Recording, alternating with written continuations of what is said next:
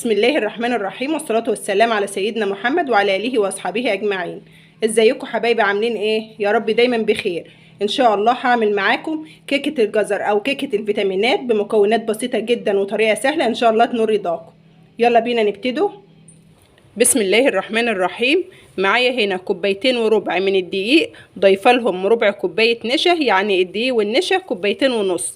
معايا هنا كوبايه الا ربع سكر، كوبايه الا ربع عصير ايا كان بقى، عصير حليب ميه ايا كان، كوبايه الا ربع. معايا نص كوبايه زيت، معايا كوبايه جزر مبشور زي دي، معايا معلقه كبيره كده خل، معايا فانيليا، معايا هنا 3 بيضات بدرجة حرارة المطبخ، معايا هنا معلقتين بيكنج باودر. نسمي الله كده ونبتدوا. بسم الله الرحمن الرحيم. رايحة اضيف هنا النشا، هضيف البيكنج باودر، رايحة اضيف هنا رشة ملح، رايحة اقلب كله كده. انا نخلة هنا الدقيق بس رايحة انخله تاني بعد اضافة البيكنج باودر والنشا. هبدأ بقى انزل هنا بالثلاث بيضات، هنزل عليهم بالسكر، هنزل عليهم كمان بالفانيليا، هنزل عليهم كمان بالخل. بعد كده بقى هضرب البيض والسكر. بعد ما ضربنا البيض وبقى هش بالشكل ده، نبدأوا بقى ننزله بالزيت سرسوب كده مع الاستمرار في الضرب.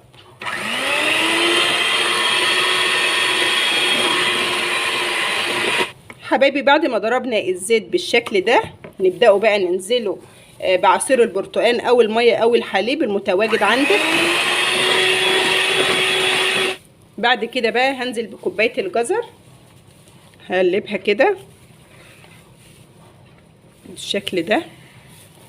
بعد ما ضفنا الجزر للخليط ده، نبدأوا بقى نجيبوا الدقيق على البيكنج باودر على رشة الملح. رايحة اضيف كمان للدقيق رشة من البيكنج صودا او الكربونات ده بالشكل ده كده. بعد كده هنخل الدقيق ده تاني. طبعا كل ما بتنخلي الدقيق مرة واتنين وتلاتة بيديكي نتيجة افضل للكيك. بتنزلي بقى بالدقيق على دفعات، نبدأوا ننزله بالدقيق تاني كده، نقلبه بقى اخر كمية من الدقيق بالشكل ده. بتبدأي بقى تقلبي من تحت لفوق. لو لقيتيها محتاجة منك معلقتين لبن او معلقتين عصير او مية، ممكن تضيفيهم.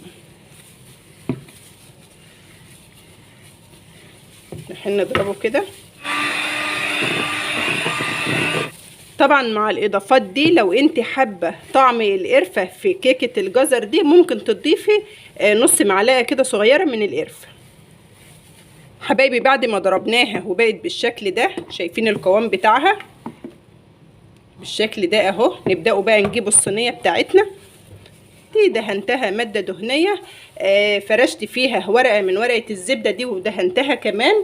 بعد كده بقى معايا كوبايه ازاز عاديه خالص اهي، رايحه ادهنها بماده دهنيه كده.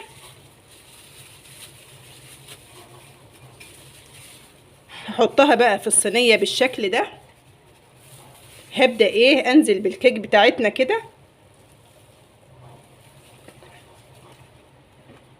حبايبي بعد ما نزلت بالكيك في الصينيه بالشكل ده، انا وانا شغاله كده من 5 دقايق مولعه فرن على درجه حراره 180.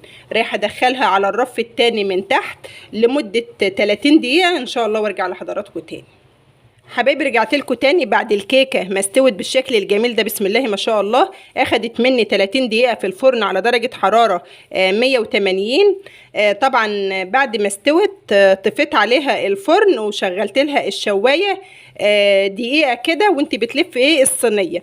بعد ما بتستوي بقى وتفتحي لها الشوايه دقيقه كده، بتطفي الشوايه وبتسيبيها في الفرن وتفتحي عليها الفرن، علشان لو خرجتيها على طول راح هتهبط منك. فبتفتحي الفرن وبتسيبيها جوه الفرن 5 دقايق كده. بعد ما بقت معانا بالشكل ده، تبدأي بقى تخرجي الكوبايه كده. شايفين بسم الله ما شاء الله قد ايه طريه وقد ايه هشه وجميله. بسم الله ما شاء الله. نبداوا بقى نخرجوها من الصينيه. حبايبي بعد ما خرجناها من الصينيه بالشكل الجميل ده، بسم الله ما شاء الله، عايزه تعملي لها صوص الجبنه براحتك، عايزه تعملي لها اي صوصات تانية براحتك. انا هنا معايا الكريم شانتيه بالشكل ده. ضفت كوبايه من الكريم شانتيه على نص كوبايه من الحليب المتلج، ضربتهم بس خليتها ايه سائله، علشان وانا بنزل بيها على الكيك تكون سائله كده. بتنزلي بقى كده على حسب ما انت عاوزه.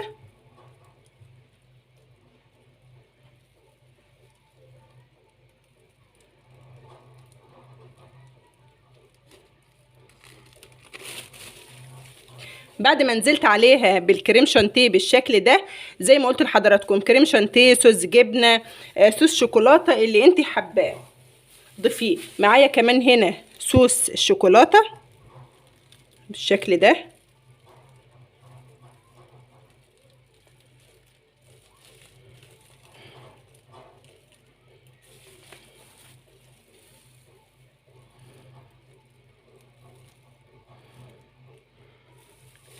بعد ما ضفنا الكريم شانتيه وضفنا صوص الشوكولاته بالشكل الجميل ده، بسم الله ما شاء الله، يلا بينا بقى كده نقطعه حته ونشوفوها مع بعض.